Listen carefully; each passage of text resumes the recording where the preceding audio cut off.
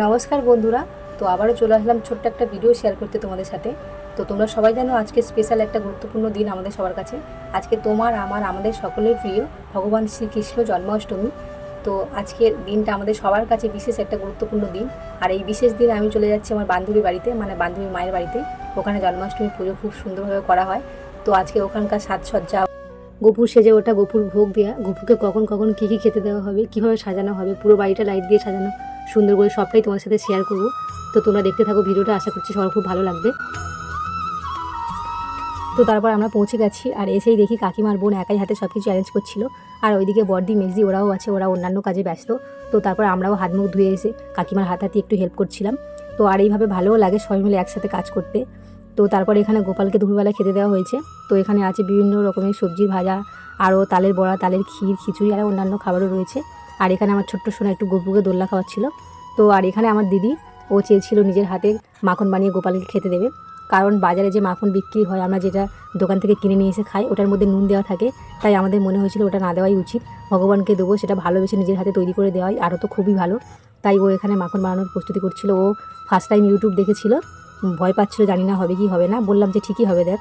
তো ও বানাচ্ছিল, এটা মাখন বানানোর প্রস্তুতি চলছিল। আর তারপর সন্ধ্যা হয়ে গেছিলো, আর পুরো বাড়িটা ভালো করে সুন্দর করে লাইট দিয়ে সাজানো হয়েছিল। আর গোপু সোনাকেও সাজানোর জন্য কাকিমা এখানে গোপু সোনার জন্য গয়না বানিয়েছিল নতুন। এখানে গোপুর জন্য পায়ের নূপুর, হাতের বালা, কানের দুল আর মাথার মুকুট খুব সুন্দর হয়েছিল। গোপুকে সাজালে খুব সুন্দর লাগবে। আর গোপু তো আমাদের ছোট্ট সোনারাও খুব সুন্দর করে সাজবে, আর সেই সাজের প্রস্তুতি চলছিল। এখানে রাধা সাজছে, আর কৃষ্ণ তো আগেই সেজে নিয়েছে। আর এই যে আমাদের ছোট্ট সোনারা রাধা কৃষ্ণ সেজে, ওদেরকে কেমন লাগছে অবশ্যই কমেন্টে জানিও। তো এই ছিল আজকের আমাদের ভিডিও, জন্মাষ্টমীর ভিডিও। কেমন লাগলো সবাই জানিও।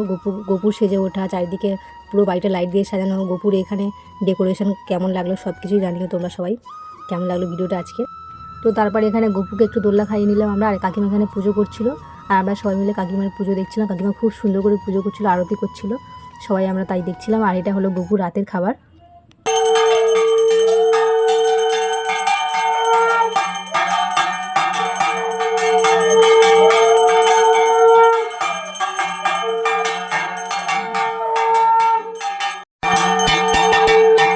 আর আমার দিদি যে মাখন বানিয়েছিল গোপুর জন্য, সেই মাখন একটু বাচ্চারা, ছোট্ট কৃষ্ণ গোপুকে খাইয়ে দিচ্ছে।